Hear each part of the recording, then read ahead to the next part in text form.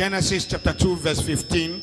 And the Lord God took man and put him in the garden of Eden to dress, eat, and to keep it.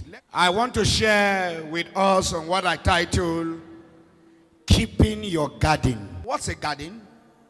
It's a piece of a land or a region or a portion that you grow flower, vegetable, fruits, herbs. And the number one garden is called the Garden of Eden. And that's where we saw in the book of Genesis chapter 2 verse 8.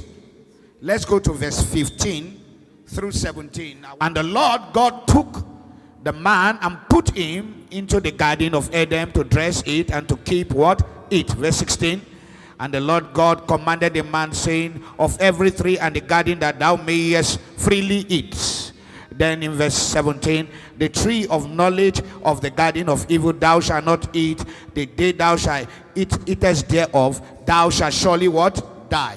So this first garden is called the Garden of Eden, and open bracket puts the Garden of Rebellion. It was at this garden man rebelled or disobeyed God, and so the fall of man started in this garden called the Garden of Eden. The second garden is called the Garden of Gethsemane. The Garden of Gethsemane. You get that in the book of Matthew chapter 26 from verse 36 through 42. Then cometh Jesus into a place called Gethsemane and said to the disciples, sit here while I go and pray yonder. In verse 37, and he took with him Peter, two sons of Zebedee, and began to be sorrowful and very heavy. Open bracket, put there the Garden of Rejection. Anytime you see the Garden of Gethsemane, we are talking about a garden of rejection. And every one of us here actually have a point in our time where we go through the garden of rejection. And what is the garden of rejection? A point in your life where you get to where everybody around you seem not to understand what you are going through. Any form of rejection is a garden. Any form of rejection is a garden of Gethsemane. It's a point. It is at this garden you are betrayed. It is at this garden nobody wants to identify with you. It is at this garden you pray and you pray alone. It's at this garden everyone that seems to be concerned are asleep around your life. You feel that you are alone in this world. I prophesy to you, you will not be rejected.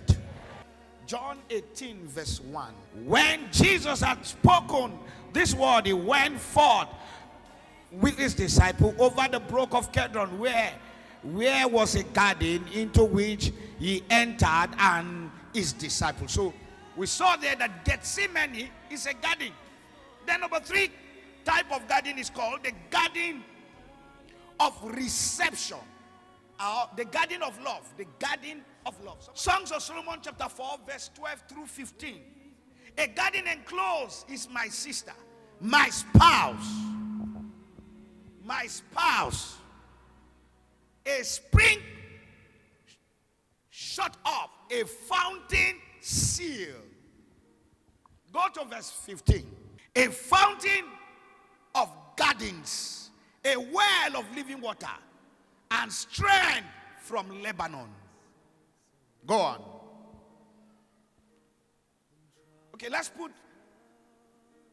chapter 5 verse 1 for you to understand what this garden means. It's called the Garden of Love. I am come into my garden, my sister, my spouse.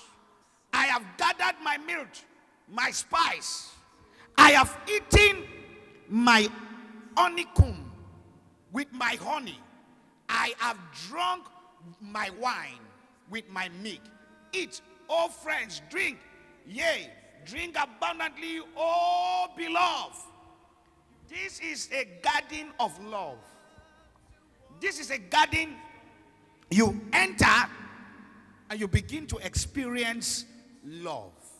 Every one of us who are married have entered this garden. This is a garden where you fall in love. It's called the Garden of Love. It's a paradise of its own that you cannot explain. The fourth garden is called the Garden of redemption. Now, in the place where he was crucified, there was a garden, and in the garden, a new sepulchre, wherein was never a man yet laid. I love the account of John. He said, in the place where they crucified him, there was a garden. That's what most of you don't understand. You feel he was crucified on a rock. The Bible says, in the place where he was crucified, there was a garden. And near the garden, there was a sepulchre. Everything that happened around Jesus Christ was in a garden. The fall of a man started in a garden. The intercession for redemption was in a garden. The crucifixion was in a garden. So there is something about the garden. Oh God. The fall of a man was in a garden called the Garden of Eden, and it's called the Garden of Rebellion. And for Jesus Christ to restore man back, he did not go to Mount Carmel, to Mount Sinai. He went to a garden called the Garden of Gethsemane. That was where the cross was delivered. When it was time for him to be crucified, in John 19 verse 41, the Bible said he was crucified in a garden. The downfall of a man started in a garden. And what was the problem? The tree in the middle of the garden. And what did God say? Do not eat from the fruit in the middle of the garden. And man ate from the tree.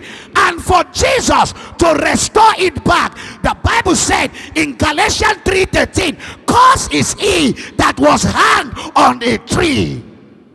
You didn't hear me well. When Jesus entered the garden, he went back to that same tree that the fruit was cursed, and became cursed so that you and I can be blessed. You didn't get me. So when Jesus was on the tree, he became a fruit for acceptability. It was the same fruit in the garden that caused man to fall, that Jesus entered the garden to become the same fruit to cause man to rise. Oh God. Am I helping you? The fruit in the Garden of Eden caused man to fall. The fruit in the Garden of Golgotha caused man to rise. Galatians 3:13. Please be very fast. Christ hath redeemed us from the curse of the law, being made curse for us. For it is written, "Curse is everyone that is hanged on a tree." He was hanged on a tree. You don't understand what I mean by was hanged on a tree. The wood they used to crucify him was from a tree. So it was not iron. The nail wouldn't have entered. Jesus became curse. So there's something called generational curse. You didn't hear me well. Deliverance started on the Calvary. He became curse on the cross. Makapa. What the first fruit caused to man, the second fruit brought redemption. The first fruit brought condemnation. The second fruit brought redemption. Jesus was the second fruit. He came back as a fruit in the Garden of Eden and hanged himself at the middle of the garden. Am I talking to somebody here? To restore man back to the garden that man has lost. Don't dress a garden you can't keep, because I can assure you, if you can keep your garden, no any other person will come to your garden. Lucifer is coming to the garden because Adam has dressed the garden. Lucifer is coming through the serpent because Adam has dressed the garden. Adam dressed the garden, but he was not there to protect his wife and the fire. Am I talking to somebody here? Can somebody here protect the garden? The protection of the garden is stronger than dressing the garden, because God gave the instruction, dress it and keep it. I did not ask you to dress it, I ask you to dress and keep it. If you cannot keep it, don't make it attractive. If you cannot keep it, don't make it attractive. In ministry, don't dress a traitor. If you dress a traitor, he will betray you. And that's why some sons, as long as you look like Judas Iscariot, I will not put crown on your head, because I cannot dress what I can't keep. As long as I cannot control you when you are poor, I cannot control you when you are lifted. As long as I cannot control you when you are not gifted, I cannot control you when you are gifted. Don't dress up a Judas Iscariot. The reason why Jesus succeeded, he was dressed by Jesus Christ. He was the only apostle with appointment. That is why they never went to Peter, they never went to Andrew, they went to the traitor that was dressed. Your problem is how to keep the gift. Your problem is not the gift. Your problem is how to keep the gift. Your problem is not the blessing. Your problem is how to keep the blessing. Your problem is not the education. Your problem is how to keep your education. Your problem is not the marriage. Your problem is how to keep your man. Your problem is not your wife. Your problem is how to keep your wife. Your problem is not the member. Your problem is how to keep members. If you go all around, the problem of many church is how to keep members, not how to receive members. Taking the spirit of your father and not learning how your father has kept that spirit for 30 years is disastrous. Whatever you cannot keep, don't dress it.